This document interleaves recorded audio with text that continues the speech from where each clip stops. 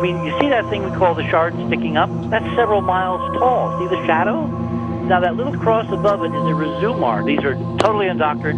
People have been ordering these since I went on with Art in 1996, talking about them. There's a close-up of a thing behind the shard I call the tower, which is a several miles high glass tower with a cube on top, which is, solid stuff and has not been pummeled to pieces by meteorites.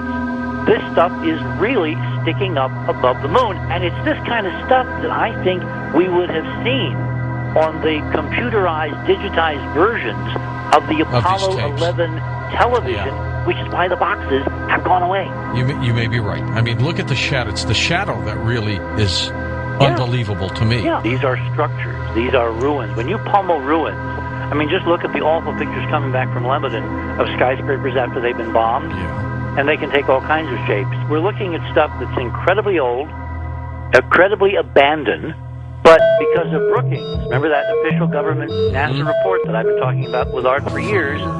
If we ever found this stuff, NASA itself said it could not tell us because we couldn't handle the truth. It's in black and white in the so-called Brookings report, which is also available on the Enterprise Mission website. And when was that report done, by the way? 1959. All right, 59. So we're talking about 47 years ago. Yep. Maybe 47 years ago we couldn't handle the truth, but we sure could now. I totally agree. I think that what has become fossilized, archaic policy,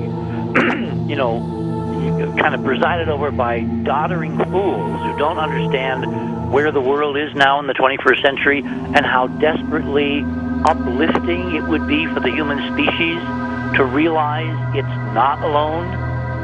Now, do you see that spindly kind of architectural-looking stuff like a skyscraper sticking up?